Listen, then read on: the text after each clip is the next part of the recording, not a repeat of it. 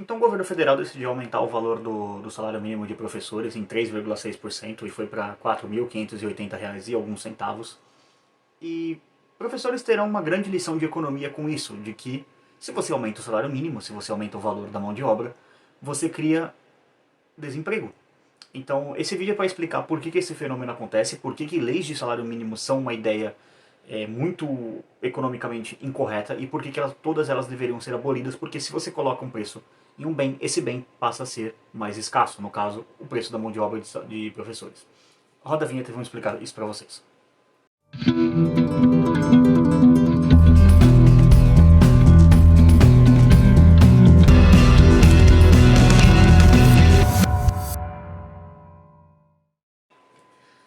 E aí pessoal, beleza? Bem-vindos ao canal Libertário 013, o meu nome é Caio. Esse é um canal de viés libertário, eu falo sobre economia, filosofia, política e ética por essa perspectiva.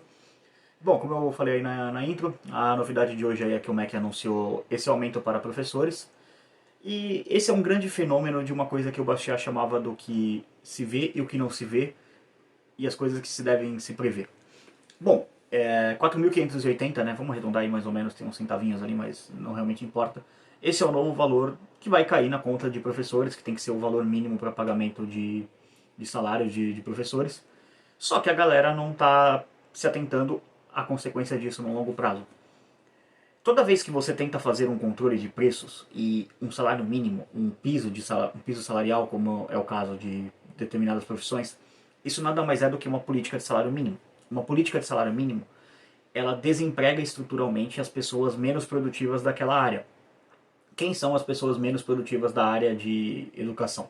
Você pode ali, por exemplo, olhar para um professor recém-formado que acabou de sair da faculdade, não tem nenhuma experiência.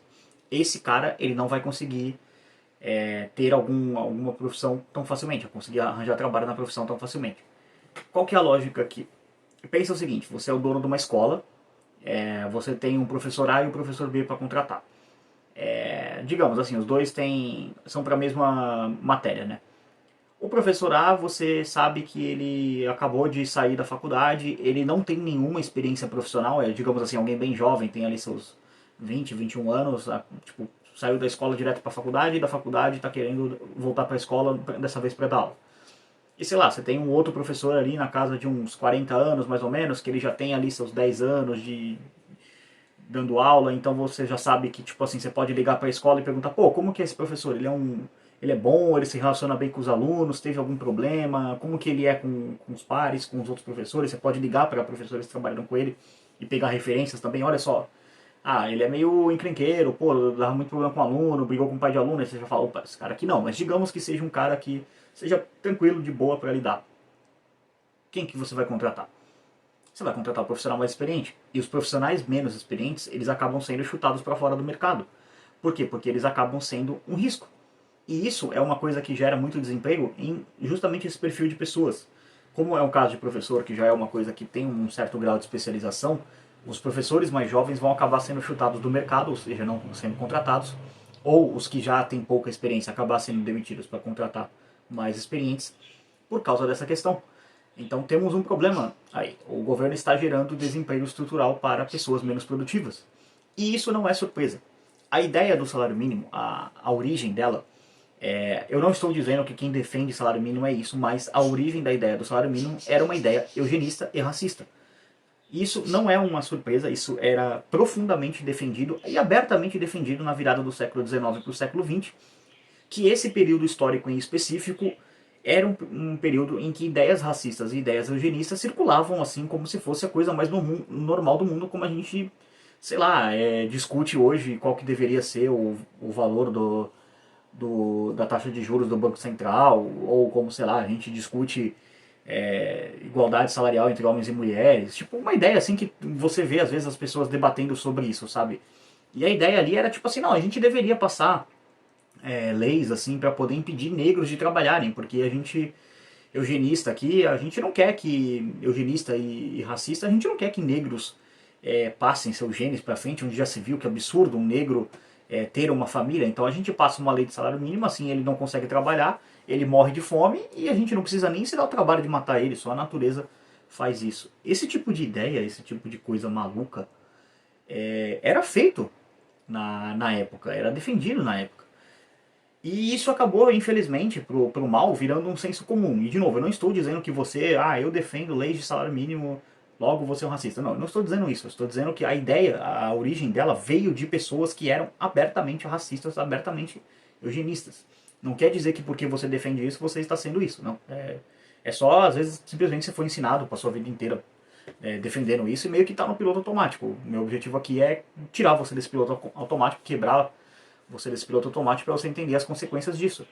Então, pessoas mais pobres vão ser mais afetadas. Assim, lógico, quem tem uma grana ali, ou às vezes passa uma pública para fazer uma escola, para ter uma graduação, não é uma pessoa que está numa escala de pobreza tipo muito, muito grande. É uma pessoa, assim, geralmente baixa renda, mas que já tem algum nível de renda para conseguir prosperar, ou até mesmo investe na faculdade para poder fazer aqui, gastar, sei lá, um exemplo, 10 mil reais, mas, pô, ao longo de um ano aí trabalhando eu já consigo pagar minha faculdade, então pego um empréstimo, enfim, faz alguma forma de financiamento da faculdade, né?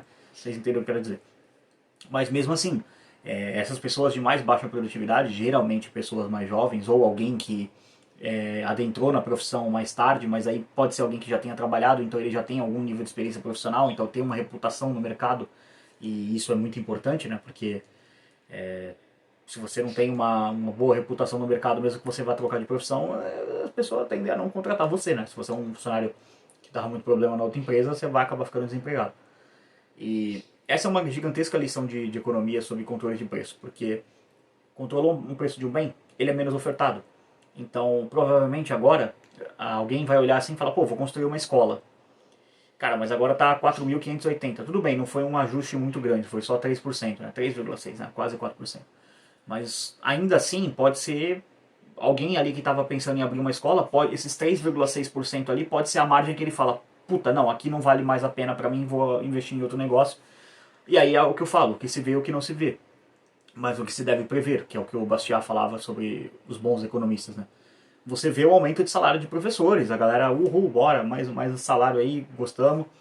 Só que o que você não vê novas escolas que não surgem, novas oportunidades de trabalho que não vão surgir, jovens ficando desempregados. Isso as pessoas não veem, mas na verdade é o que acaba acontecendo. Isso vale assim para qualquer área de trabalho.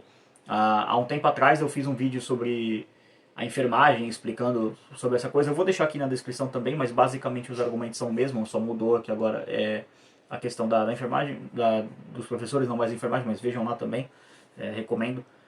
Vou deixar aqui na descrição também diversas fontes sobre essa questão de racismo e tudo mais das leis do salário mínimo.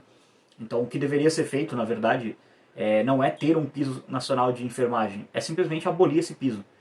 Porque, assim, talvez, vamos dar um exemplo aqui, R$ 4.580 para uma escola em São Paulo, na capital mesmo, talvez seja um salário que seja pagável, vamos dizer assim. Não sei nem se essa palavra existe, mas vocês entenderam o que eu quero dizer. Agora, 4.580, imagina, para uma escola no interior da Bahia, numa das cidades mais pobres do estado, ou sei lá, no interior do Maranhão, também um estado que tem bastante problema de pobreza. Será que realmente esse valor consegue ser pago? Será que realmente alguém vai conseguir abrir uma escola com esse valor de salário? Muito difícil. E aí o que acaba acontecendo, tendo só escola estatal. E aí tem todos os problemas que a escola estatal tem, os incentivos para formar alunos e só formar basicamente militantes nas escolas, enfim. Aí eu não falo nem militante de esquerda nem de direita, eu estou falando de militante para defender Estado mesmo, porque o esquema de doutrinação das escolas ele não é para formar esquerdista, é para formar estatista, via de regra, porque até os caras de direita, mais de direita que saem ali da escola, eles ainda saem estatistas. Então, não realmente importa qual que é o grupo ideológico que está no poder, vai ser sempre assim. Esse grupo especificadamente agora quer ajudar os professores, porque os professores geralmente tendem a ser esquerdistas, né? Então, enfim. Mas eu não tô, o objetivo desse vídeo aqui não é muito falar sobre essa questão, é mais o aspecto econômico disso.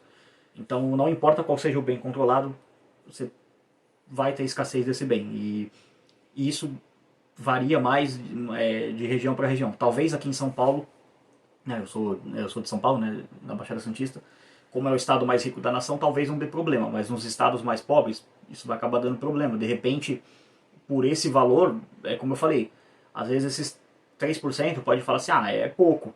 Realmente, para quem está recebendo, 3% de aumento não é uma grande coisa, mas toda vez que aumenta o salário, aumenta os encargos trabalhistas em cima. Então 3% na verdade acaba sendo 7,2%, porque por causa das regras da CLT e esse tipo de burocracia que tem, na prática você paga um salário para o funcionário e outro funcionário para o governo, né? Outro salário do funcionário para o governo em imposto, regulação, enfim, e todo esse custo. Então, alguma escola particular ali pode não segurar esses 3% e falar, gente, desculpa, mas vamos encerrar as atividades aí, esse vai ser nosso último ano letivo.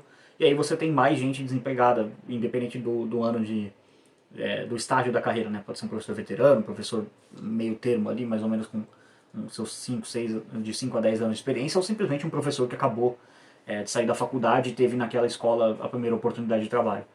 Então temos um problema sim com isso.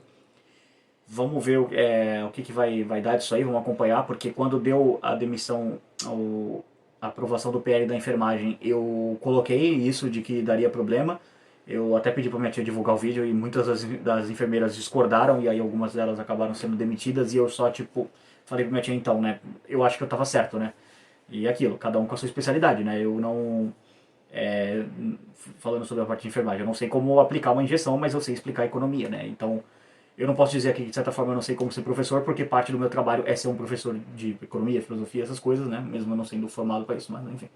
Eu realmente acredito que você não precisa ser formado numa área para você entender aquela área, só você saber o que você está falando, né? Basicamente. Então, eu vou encerrar o vídeo por aqui. Agradeço a todo mundo que assistiu. Se você chegou aqui até o final do vídeo, eu peço encarecidamente a sua curtida. Ajuda bastante o canal a atingir novos públicos. Eu quero bater logo 1000 inscritos, faltam 157 inscritos. Chegou um novo inscrito no vídeo de ontem, então obrigado, seja bem-vindo. Espero que fique no canal, que goste do canal. Olha na descrição também, você vai encontrar todas as redes sociais do canal. É importante seguir lá para receber novidades sobre planejamento de vídeos, enfim, o acesso aos links do vídeo, porque às vezes mesmo você sendo inscrito e notificado, né, que é quando você toca no sininho do vídeo e coloca lá em todas, o YouTube às vezes não te entrega a notificação. Então, para garantir, para não ter nenhum problema, entra no Instagram, entra no Discord, entra no Telegram lá, segue em tudo lá, que aí você vai receber com certeza a notificação, porque sou eu mesmo que posto, então né, não tem problema. Toda vez que tem vídeo, tem post no Instagram, tem post no Story, então você vai sempre só dar um cliquezinho lá e vir aqui pro YouTube assistir o vídeo. E outra coisa também, especialmente pra galera que assistiu o vídeo de ontem, tá? Se você não assistiu o vídeo de ontem, eu vou deixar ele aqui na descrição, também foi bem legal, falando sobre o caso Cariani, pegou bastante view. Pra galera que viu o vídeo de ontem e viu o vídeo de hoje também, dá um feedback aí como é que tá o som, se tá melhor do que ontem. Eu tô gravando com o microfonezinho aqui do celular, né? Que veio no celular, porque ontem o pessoal falou que tá bom, mas não tá muito bom, então eu tô fazendo esses 3 dias aí como teste, né? Quarta, quinta e sexta, hoje é quinta, é o segundo dia, tô gravando com esse microfone. Porque eu troquei de celular e esse celular, a entrada de microfone dele é tipo C e não tem... O meu microfone que eu usava originalmente no antigo celular é a entrada... Acho que é P2 que fala, P2 ou P1, aquela entrada de fone de ouvido padrão, enfim, eu não sei como que funciona, não manjo muito.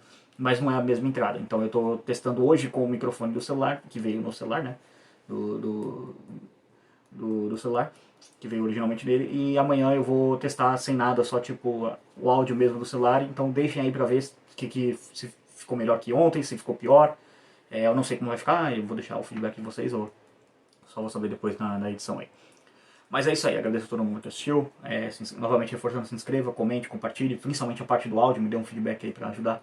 E divulgue esse vídeo pra mais gente aí também, principalmente professores que você conhece, pra poder conversar sobre isso, porque eu acredito que a maior parte deve estar falando, pô, que legal, que bacana tal. Vai aumentar meu salário, mas...